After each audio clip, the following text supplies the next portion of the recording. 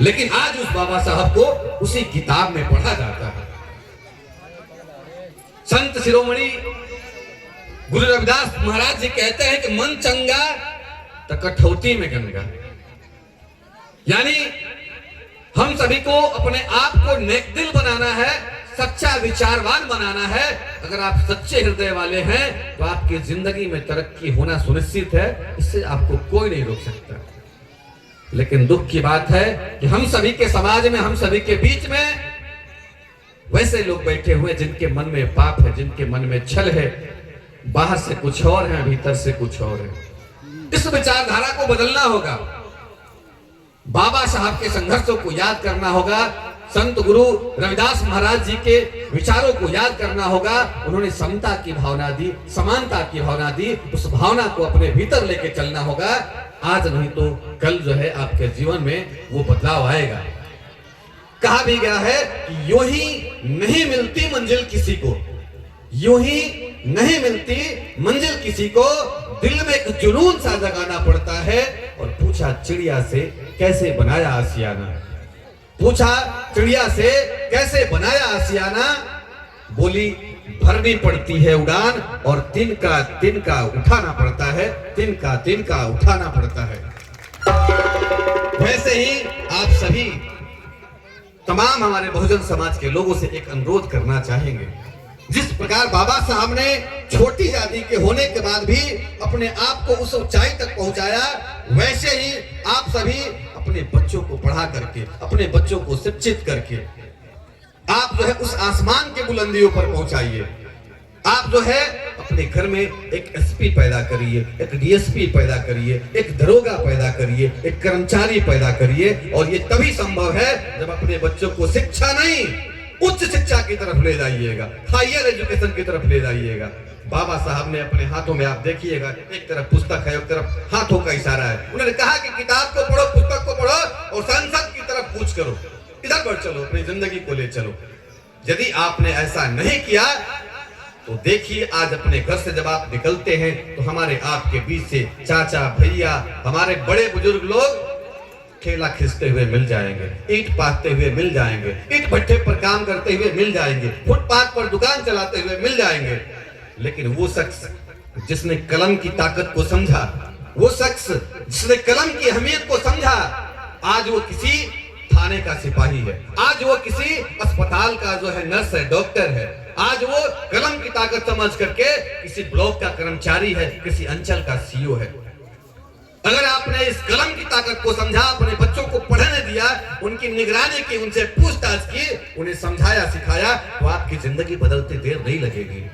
जब आप अपने घरों से निकलते हैं तो देखिएगा कच्चे मकान किसके मिलते हैं, झोपड़ी वाले मकान किसके मिलते हैं। जिन घरों में शिक्षा नहीं है, जो घर जो है पिछड़े हुए हैं, जिनके अंदर समझ नहीं है, उनके घर ही झोपड़ी के मिलते हैं। आज अपने अगल बगल देख के, झांक के देखिए, जिनके घर में एक बिहार पुलिस की नौकरी भी लग जाती है तो अगले साल से उसके घर का जो रंग रूप है बदलना शुरू हो जाता है, पक्का बनना शुरू हो जाता है। उसके घर में अपनी बाइक होती है, उसके घर में अपनी 4 चक्का गाड़ी होती है और उसके बच्चे अच्छे स्कूल में पढ़ रहे होते हैं।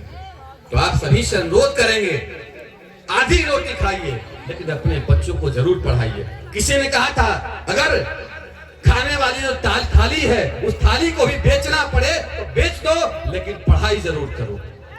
जब आप पढ़ते हो तो आपकी जिंदगी, आपकी पीढ़ी, आपका समाज सभी बदलता है। आज बाबा साहब का हम लोग नाम क्यों लेते हैं? क्योंकि उन्होंने पढ़ाई की। दुनिया में सबसे अधिक डिग्री लेने वाला कोई शख्स था तो वो बाबा साहब थे। इसलिए आप सभी लोगों से अनुरोध करेंगे, विनती करेंगे, इन हालातों से अगर लड़ना है, बाबा साहब ने कभी पहनावे से समझौता नहीं किया। आप कभी भी देखिए, आप मोबाइल में देखिए, आप टीवी में देखिए, आप मूर्ति उनकी देखिए, आप फोटो उनकी देखिए, कोट पैंट में ही नजर आएंगे। उन्हें आप लुंगी धोती में नहीं देखिएगा, उन्हें पजामे कुर्ते में नहीं देखिएगा। जब भी देखिएगा उन्हें कोट पैंट में देखिएगा। क्योंकि जब भी जाते थे, आज आप चले जाइए ना रामगढ़ थाना में, नुआव ब्लॉक में चले जाइए, धोती गमछी लुंगी पहन के चले जाइए, बड़ा बाबू वहां का कर्मचारी दूध खा के भगा देगा, भागो उधर रहो, क्या काम है जी। लेकिन वही आपको नहीं पहचानता है, आपका पहनावा अच्छा है, आप कोट पैंट में हैं, आप जो है खादी का कुर्ता पहने हुए हैं, तो बोलेगा ये क्या बात है, बैठिए यहाँ पर, मैं आपकी बात सुनता हूँ। तो बाबा साहब ने पहनावे के साथ समझौता नहीं किया, बाबा साहब ने शिक्षा के साथ समझौता नहीं किया। तो आप सभी अपने बच्चों के साथ कोई मुरवत मत करिए, कम से कम बैठ के उनसे आधा घंटा 10 मिनट बात करिए, उन्हें पढ़ने के लिए प्रेरित करिए। और मैट्रिक इंटर नहीं, मैट्रिक इंटर के आगे ग्रेजुएशन कराइए, जीएनएम कराइए, एएनएम कराइए, आईटीआई कराइए, उनको जो आईआईटी कराइए, बीटेक कराइए, इंजीनियरिंग कराइए, लेकिन उच्च शिक्षा दिलाइए। मैट्रिक इंटर पढ़ के बच्चे बाहर चले जाते हैं, मजदूरी करते हैं, इसके ऊपर की पढ़ाई पढ़ाइए, हायर एजुकेशन पढ़ाइए। और इसके लिए पैसे की दिक्कत है तो मुझसे मिलिए, मैं आपको बताऊंगा कि आपको जो है बिना खर्च किए कैसे उच्च शिक्षा मिल सकती है, कम पैसे में कैसे उच्च शिक्षा मिल सकती है, कम पैसे में कैसे आईटीआई करिएगा, कैसे आईआईटी करिएगा, कैसे जीएनएम करिएगा। मैं आपको उस तरफ ले जाऊं चलूंगा, आपको बिना पैसे की पढ़ाई पढ़वाऊंगा, लेकिन आपको तैयार रहना होगा। बहुत बहुत धन्यवाद आप सभी ने जो मुझे अपना कीमती समय इस मंच पर देने के लिए यहाँ बुलाया था, और मैं दिल से आपका धन्यवाद करता हूँ। और दो पंक्तियां कहते हुए आप लोगों से विदा होऊंगा कि लिखो तो कुछ ऐसा लिखो कि कलम भी रोने पर मजबूर हो जाए। लिखो तो कुछ ऐसा लिखो कि कलम भी रोने पर मजबूर हो जाए। अच्छा कहो तो कुछ ऐसा कहो कि हर लफ्ज गजल बनने पर मजबूर हो जाए। और अच्छा करो तो ऐसा करो कि हर एक इंसान सोचने पर मजबूर हो जाए, सोचने पर मजबूर हो जाए। बहुत बहुत धन्यवाद। बाबा साहब अमर रहे, बाबा साहब अमर रहे, बाबा साहब अमर रहे। संत शिरोमणि गुरु रविदास महाराज की, संत शिरोमणि गुरु रविदास महाराज की जय जय जय जय जय भीम, जय जय जय जय जय भीम। बहुत बहुत धन्यवाद। जो कुछ त्रुटियां हुई होगी उसके लिए क्षमा चाहेंगे, बाकी आपसे जो अनुरोध किया है उस पर ध्यान दीजिएगा आप लोग। बहुत बहुत धन्यवाद हमारे मुखिया जी, बहुत बहुत विकास और देश